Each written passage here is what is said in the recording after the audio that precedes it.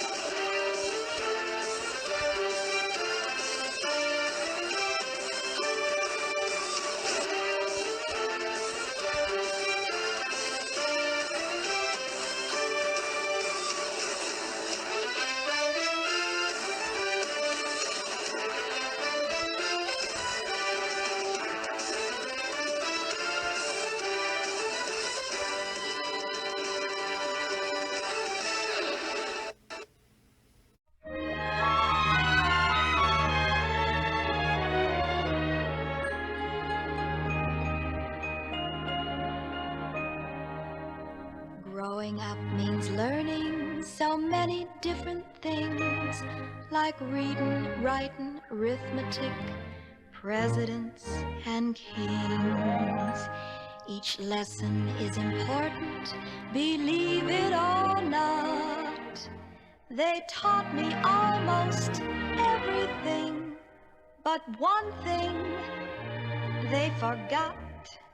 I learned how to read a book, learned how to write a letter, but nobody taught me how to fall in love. I learned how to sew and cook, and I learned how to knit a sweater, but nobody taught me how to fall in love. I wonder why did they keep me guessing? I wonder why did they skip this most valuable lesson? Then one day I looked at you, and quick as a flash it happened. Though nobody taught me, I knew what to do. I fell in love like that with you. Well, I learned how to ride a bike, I learned how to drive a golf ball, but nobody taught me how to fall in love. And I learned how to swim and hike, I learned how to do the cha-cha, but nobody taught me how to fall in love. I wonder why did they keep us guessing? I wonder why did they skip this most interesting lesson? Then one day I looked at you, and one look was all we needed. Though nobody taught us, we knew what to do. I fell in love like I fell in love like I fell in love with you.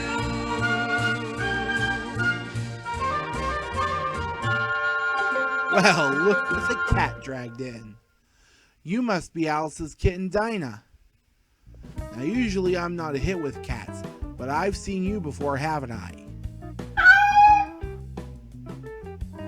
What do you mean you want to play with me? Well, in that case, I'm going to have to ask Alice if I could borrow you for a while.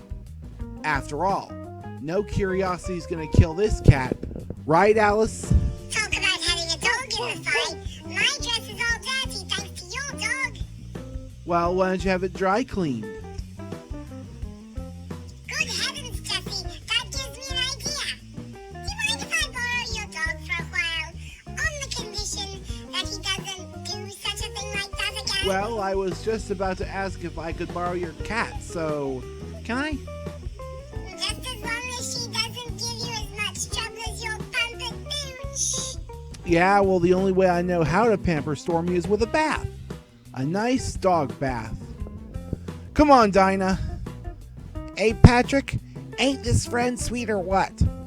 Oh yeah, like coffee and cream. Well, on the other hand, I'm gonna have to see if things play out with Alice keeping Stormy and Jessie keeping Dinah. The grass doesn't always have to be greener in someone else's backyard, you know. My goodness, I've always wanted to have a dog. I bet Jessie didn't appreciate the past few messes Stormy made, especially while Dinah's been acting like she could never care less.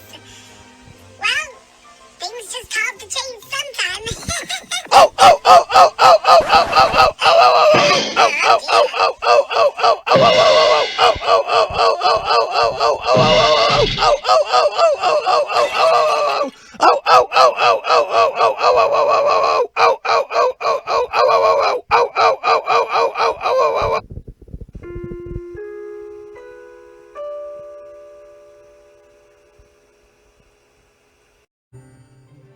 Here you go, Dinah. The warmest bowl of milk ever. Yeah, I know you like it when Alice feeds you that, but her milk and mine are technically the same brand. So what's the point of crying over spilled milk, Would you like to hear a poem, Dinah? Well, okay then. This may seem a bit long, but this one's just for you. Old Deuteronomy's lived a long time. He's a cat who has lived many lives in succession. He was famous in proverb and famous in rhyme a long while before Queen Victoria's accession. Old Deuteronomy's buried 9 wives, and more, I am tempted to say 99, and his numerous progeny prospers and thrives, and the village is proud of him in his decline.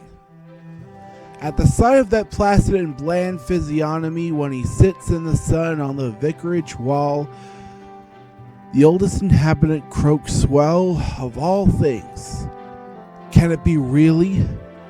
No, yes, ho, hi, oh my eye. My mind may be wandering, but I confess I believe it is old Deuteronomy. Old Deuteronomy sits in the street. He sits in the high street on market day. The bullocks may bellow and the sheep they may bleat, but the dogs and the herdsmen will turn them away. The cars and the lorries run over the curb, and the villagers put up a notice, road closed, so that nothing untoward may chance to disturb Deuteronomy's rest when he feels so disposed, or when he's engaged in domestic economy. And the oldest inhabitant croaks, of all things, can it be? Really? No, yes, hi, oh my eye. My sight's unreliable, but I can guess that the cause of the trouble is old Deuteronomy.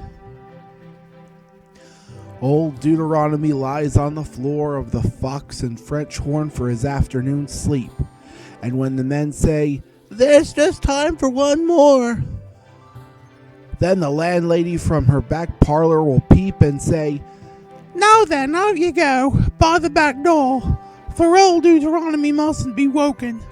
I'll have the police if there's any uproar." And out they all shuffle, without a word spoken. The digestive repose of that feline's gastronomy must never be broken, whatever befall, and the oldest inhabitant croaks, well, of all things, can it be? Really? No, yes. Oh, hi. Oh, my eye. My legs may be tottering. I must go slow and be careful of old Deuteronomy. So, Dinah, what do you think of that poem?